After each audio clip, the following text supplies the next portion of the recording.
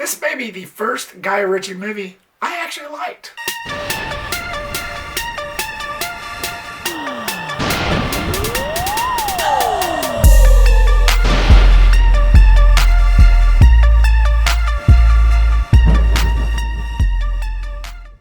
What's going on, guys, and welcome to my review of Operation Fortune, and something in French or Spanish, I don't know. The new Jason Statham starring movie. Thank you so much for clicking this, I really do appreciate it. So after a team of operatives recruit a big Hollywood star, they set out to uncover and stop a deadly weapons deal that will threaten to disrupt the world order. So another friend of mine has sent me the link and the poster and the trailer for this. And after watching it, I was colorfully intrigued. Yeah, my friends are really coming through for me this year, that's for sure. So I watched the trailer and it looked pretty interesting. I always liked Jason Statham. I always thought he was one of those kick-ass actors that could do no wrong. But I never really been the biggest Guy Ritchie fan, the director of this film. I never really been a fan of his style of filmmaking, which I'll get into later. Films just never really seemed to appeal to me. But was this the one that changed all that? Was this the one that got me onto the Ritchie formula? Let's find out. It started with the positives for Operation Fortune. I gotta say, you got a good cast here. These people that acted in this movie is well known. They were no strangers at all in the business. You got Jason Statham, Aubrey Plaza, Hugh Grant, Cary Elwes, even Josh Hartnett, which I'm starting to really notice that he's starting to pop up more nowadays, which I'm very grateful. I always liked him as an actor, especially back in the 90s. You get a well-known cast, that's for sure. Of course, Jason Statham, as always, he brings the noise, badassery, kick-ass in every way. He's Jason Statham. I mean, what more can you expect? He kicks ass and takes names. Honestly, I don't see him slowing down anytime soon. I just don't. He's going to kick ass until he's 90, I'm pretty sure. The film was no different. This film was no different from anything else that he comes out with. And like I said, Josh Hartnett.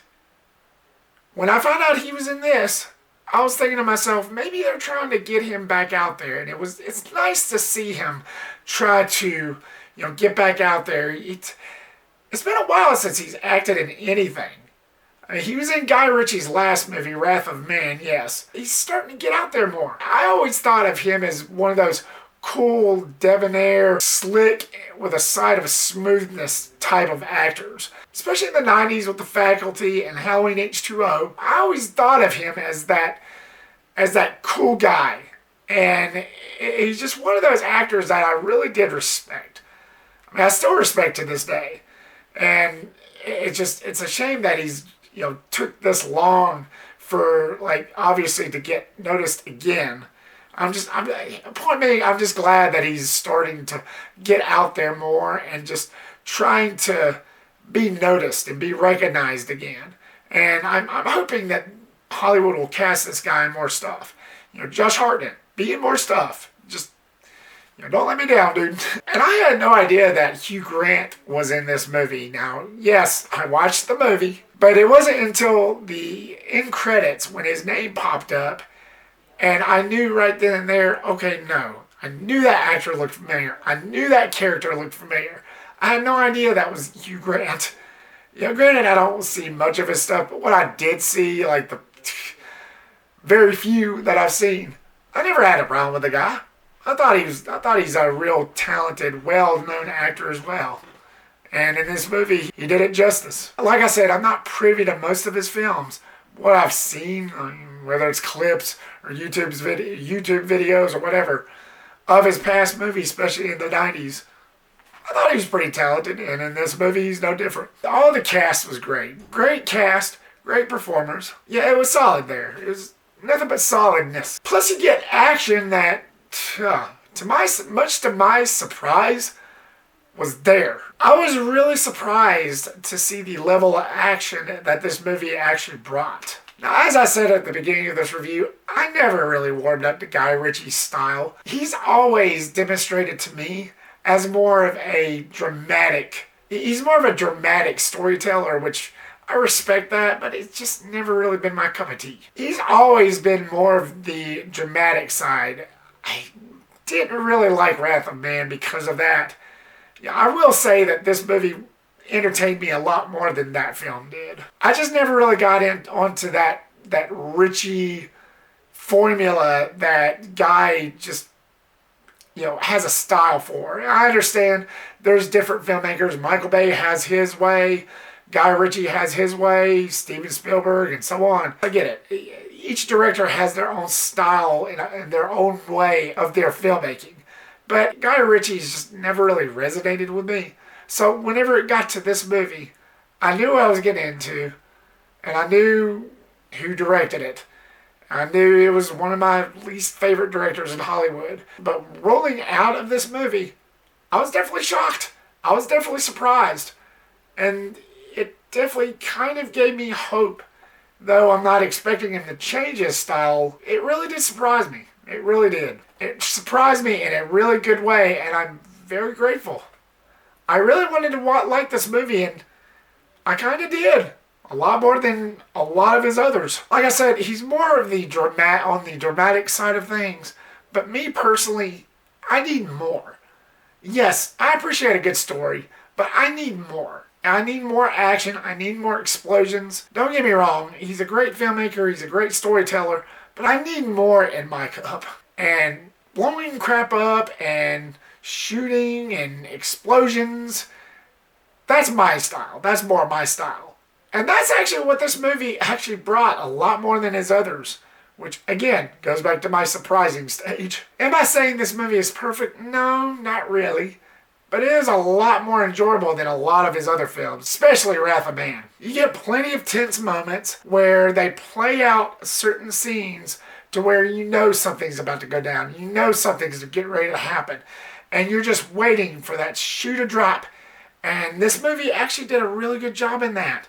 Again, I usually don't feel that way in a Guy Ritchie movie. But this is the first time that I've actually started appreciating and actually started feeling way more than I usually do in his films. The film was really good at doing that. I'm not ashamed to admit that. I'm actually happy to admit that. I really wanted to like a Guy Ritchie film, and I think this is the first one that's going to do it for me. The film did come close to being perfect.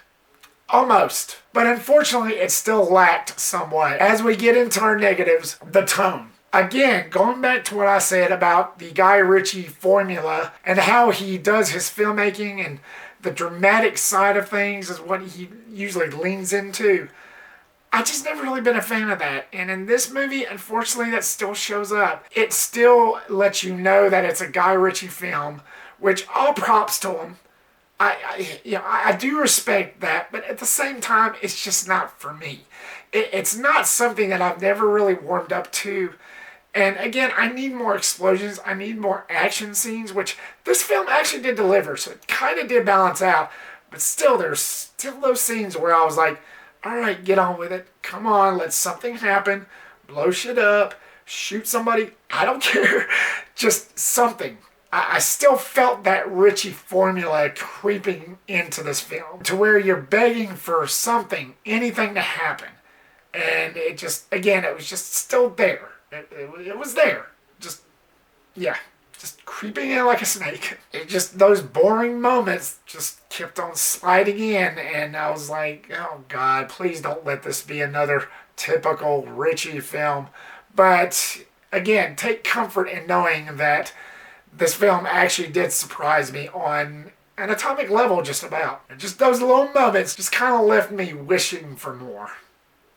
Just a little bit. Despite that, this movie did surprise me on so many levels. I left a little more satisfied and entertained in this than most of Guy Ritchie's films because it was a happy accident.